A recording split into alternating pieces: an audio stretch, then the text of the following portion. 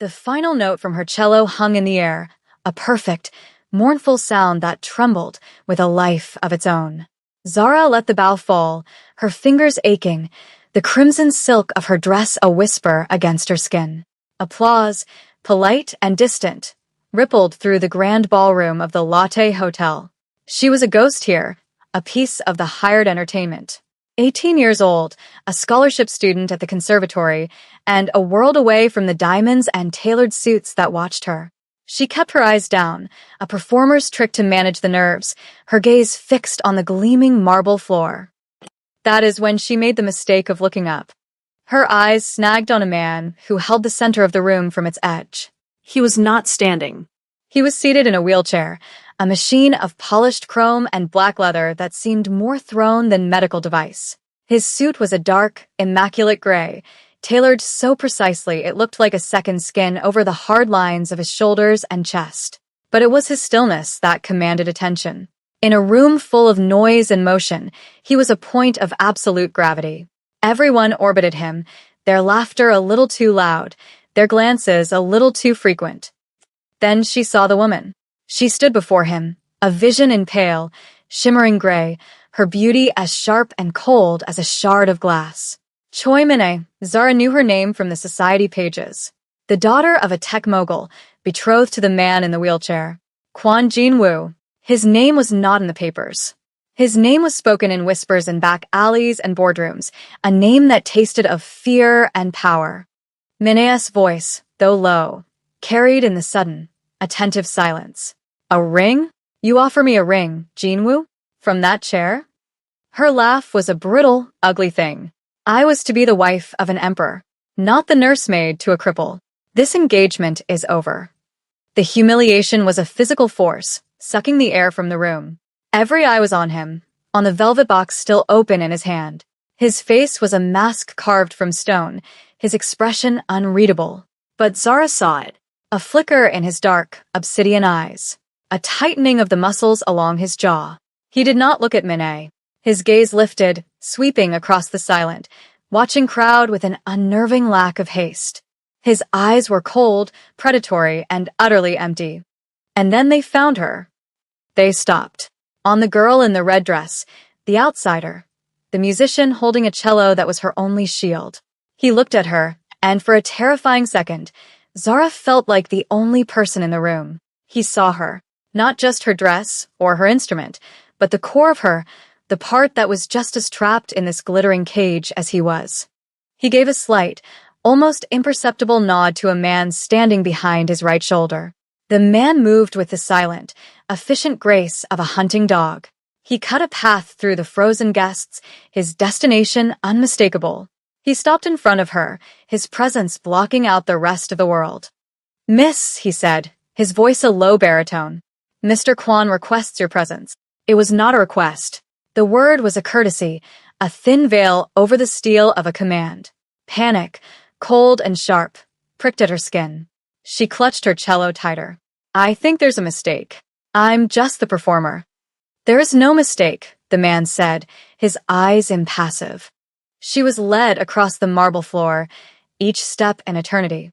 The silence was so profound she could hear the swish of her dress, the frantic beat of her own heart. She stopped before the wheelchair. Up close, Kwon Jin-woo was even more formidable. A faint scar cut through his left eyebrow, a white line against his tan skin. His hands rested on the arms of his chair, long-fingered and perfectly still, yet they radiated a sense of immense, coiled power.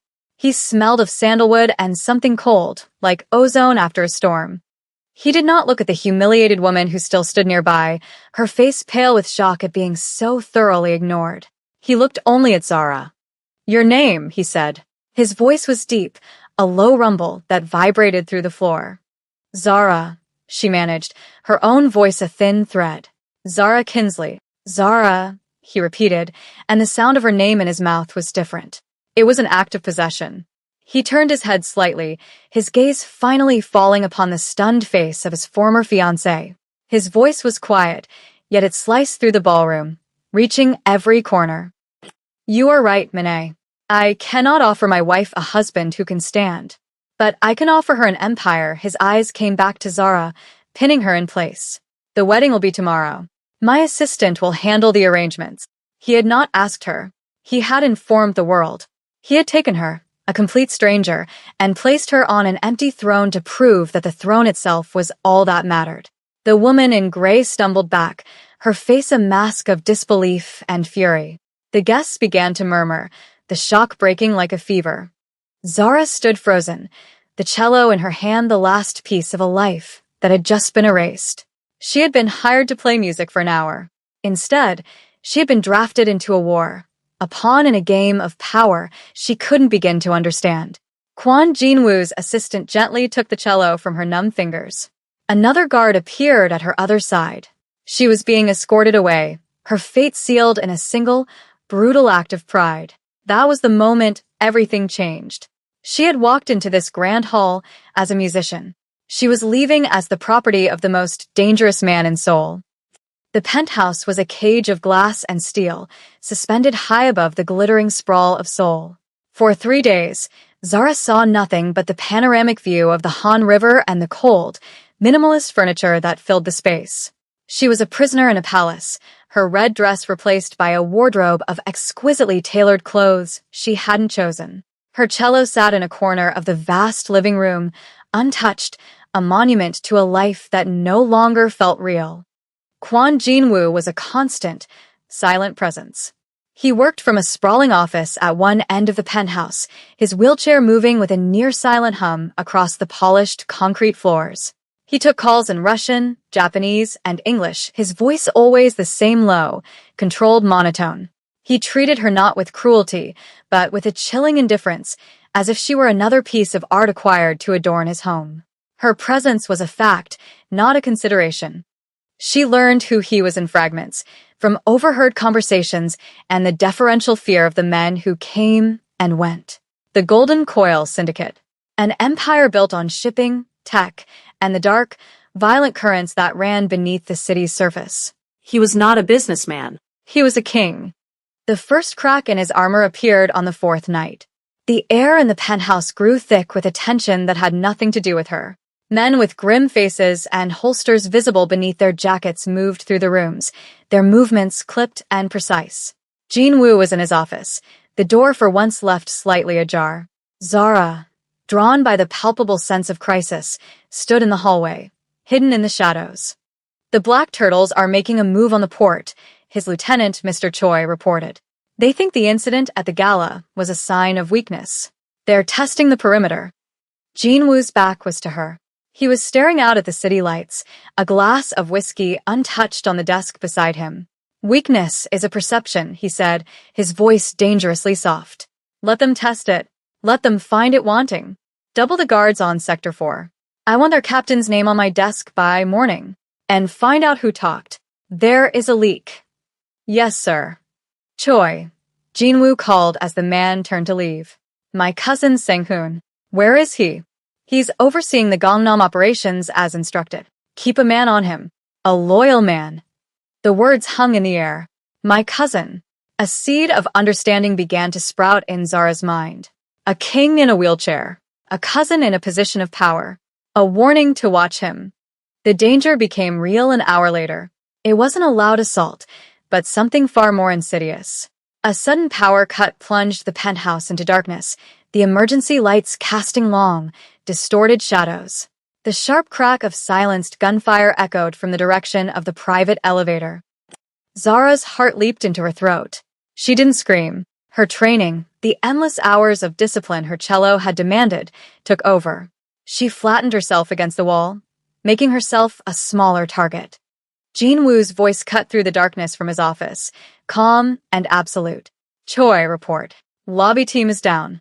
They're in the elevator shaft. The fight was swift and brutal. Zara heard grunts, the sickening thud of bodies hitting the floor, and then silence. A moment later, the lights flickered back on. Choi stood in the doorway, his tie askew, a streak of blood on his cheek. 2 of his men dragged a masked intruder into the room. Jinwoo wheeled himself out of the office. He looked at the captured man, his face impassive, but his eyes were blazing with a cold fire. He had not moved from his chair, Yet, he was the most lethal thing in the room. Then Zara saw it. A dark stain was spreading on the sleeve of his white shirt, just below the shoulder. Blood. In the chaos, a stray bullet had grazed him. His men were too focused on the intruder, on the threat, to have noticed. She moved before she thought. She crossed the room, her slippers silent on the floor. She knelt beside his wheelchair, ignoring the shocked look from Choi and the sudden, sharp intake of Jinwoo's breath. "You're hit," she said, her voice steady. He looked down at her, his eyes narrowed. It was the first time he had truly looked at her since the night of the gala. He seemed surprised to find her there, a real person, not just a symbol. "It's nothing," he said, his voice tight with dismissal. "It will get infected if it's not cleaned." She looked at Choi. "Is there a first aid kit?" The lieutenant, nonplussed, simply nodded toward a bathroom. Zara retrieved it, her hands working with a practiced efficiency. She cut away the fine fabric of his shirt, exposing the angry red gash along the hard muscle of his arm. Her touch was gentle but firm, impersonal and professional. He sat utterly still, watching her. He didn't flinch when she cleaned the wound with antiseptic, hissing only slightly as the alcohol stung. She worked in silence, her focus absolute. She could feel the heat of his skin, the solid strength of his body. She was aware of his gaze on her face, on her hands. The silence between them was not empty. It was charged with unspoken things. In the middle of violence and death, this one small act of care felt intimate and profoundly dangerous. When she was done, she taped the bandage neatly in place. She looked up and met his eyes. He was watching her with an intensity that stole her breath. He had seen her, not as the girl in the red dress, not as his decorative wife, but as someone who did not fall apart in a crisis. Someone who acted. She could have run during the attack. The chaos would have been the perfect cover. But she hadn't. She had stayed. She had chosen, in that small moment, to help him. "Zara," he said. The name was a quiet acknowledgement, a question, and a statement all in one. He said it as if he were tasting it for the first time, realizing it belonged to the woman kneeling before him, the woman whose steady hands had just tended to his wound. He was Kwon Jinwoo, a man who controlled a dark empire from a wheelchair. And she was beginning to understand that his paralysis was not his only wound. The deeper one, the one he never showed, was the betrayal that had put him in that chair in the first place. The days that followed were a study in tension. The failed attack on the penthouse had tightened the coil of Jinwoo's control over his empire and, by extension, over her. He was a master strategist, his mind a labyrinth of contingencies and calculations. Zara watched him, learning the rhythms of his power. She saw how a single, quiet phone call could make a politician change his vote, how a discreetly delivered message could bankrupt a rival company overnight. His body was bound to the chair, but his reach was terrifyingly long. She began exploring the penthouse, testing the boundaries of her gilded cage. She found his library, a room lined with floor-to-ceiling shelves filled not just with Korean literature, but with Sun Tzu, Machiavelli, and obscure military histories in a half-dozen languages. It was the armory of a general who fought his wars in silence. One evening, tucked away in a drawer of an antique desk, she found what she was not supposed to see. It was a leather-bound ledger. Curiosity, a dangerous and compelling impulse, made her open it. It wasn't financial records. It was a log, written in Jinwoo's precise, angular script. Names, dates, and single-word annotations. Debt. Paid. Final. Erased. It was a catalog of death, a balance sheet of lives taken to maintain his empire. Her stomach turned. This was not an abstract concept of danger anymore.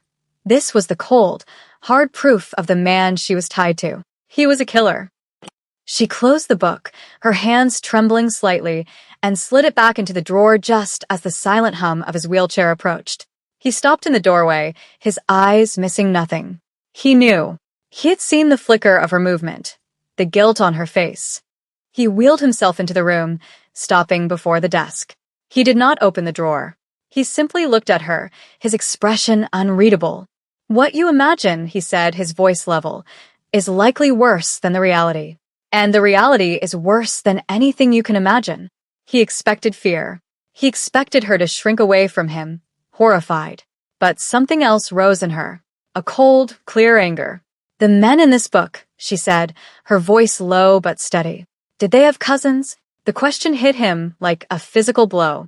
The mask slipped. For a fraction of a second, she saw a flash of raw, unguarded pain in his eyes before it was buried again. That was his wound.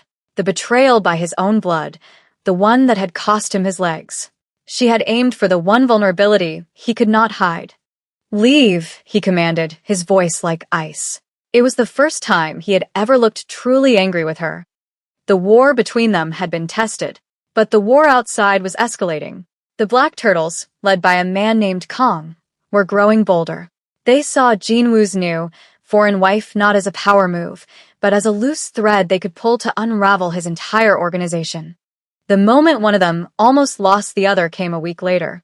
Jinwoo, for reasons he did not explain, had allowed her to visit her old conservatory mentor, a kind, elderly woman named Mrs. Park. The visit was heavily supervised, with two of his best men as shadows. They sat in a small cafe near the school, the guards at a nearby table, trying to be inconspicuous and failing completely. It happened in a blur. A black van screeched to a halt. Men in masks swarmed out. It wasn't a kidnapping attempt. It was an execution. Their target was her. Back in the penthouse, Jinwoo watched it unfold on a series of monitors, his feed patched in from street cameras and his men's body cams. He saw the van, saw the men, saw Zara shove Mrs. Park under the table an instant before the windows of the cafe exploded inward. He gripped the arms of his chair, his knuckles white, a guttural sound of fury caught in his throat. He was a king watching his most valuable piece about to be swept from the board, and he was powerless to physically intervene. But Zara was not a passive piece. As one of the masked men lunged for her, she reacted. She grabbed the steaming pot of coffee from the counter and threw it directly in his face. The man screamed, staggering back, and that gave her guards the opening they needed. The fight was brutal and short. When it was over, Zara was trembling, her face pale, but she was unharmed. She had done something she never thought herself capable of. She had acted with a violence that was a pale reflection of the world she now inhabited. She had crossed a line. That night, the silence in the penthouse was heavier than ever. Jinwoo found her standing by the glass wall, staring down at the city. "They used you to get to me," he said. It was not an apology. It was a statement of fact. "I know," she whispered. He moved his chair closer, stopping beside her. The scent of sandalwood and ozone filled the small space between them. "Your presence in this house was meant to be a symbol of my strength," he admitted, his voice rough. "A message to my enemies that I am untouchable, that I can take whatever I want." He paused, his gaze fixed on her reflection in the glass. "Instead, it has become my only weakness." It was the most honest thing he had ever said to her. Not a declaration of love, but something far more dangerous.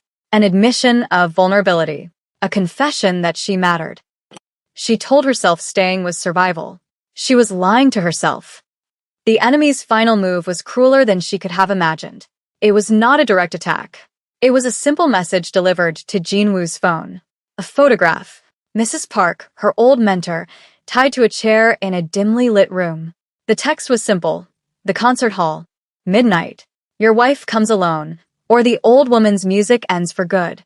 They were targeting him by targeting the last piece of her old life. The stakes were no longer about his empire. They had become brutally personal. The concert hall was a cathedral of silence. The place where Zara had once poured her soul into her music was now a trap, cold and cavernous. Jinwoo had forbidden her to go. He would handle it, he had said. He would send his men. He would burn Kang's entire organization to the ground to get Mrs. Park back. But Zara knew Kong didn't want a war. He wanted a trophy. He wanted to break Jinwoo by taking the one thing he couldn't protect with armies and money. Her. She was never rescued passively. That was not her way. She left the penthouse while Jinwoo was coordinating his assault, slipping out with the help of a maid she had befriended. She took nothing but a small, sharp letter opener from his desk. She went not to surrender, but to dictate the terms of the battle. She walked onto the empty stage, the single ghost light casting a lonely glow.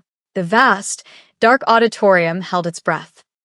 "I'm here," she called out, her voice clear and steady, amplified by the perfect acoustics she knew so well. Kong emerged from the shadows of the wings, a cruel smile on his face. Mrs. Park was nowhere in sight. "Brave girl. Your husband is a fool to value you so much." "My husband," Zara said, taking a step forward, "is a fool for many things. Underestimating his enemies is not one of them." That was the signal. From the balconies, from the orchestra pit, from the backstage corridors she had mapped out for them, Jin Woo's men emerged.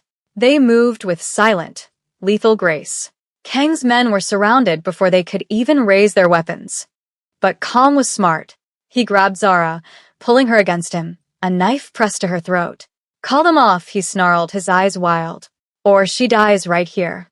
The world narrowed to the cold edge of the blade against her skin. She could feel his hot, panicked breath on her neck. She did not struggle. She looked past him, her eyes searching the shadows at the back of the hall. And then she saw him. Jin Woo was there, at the top of the center aisle, his wheelchair a dark silhouette against the faint light from the lobby.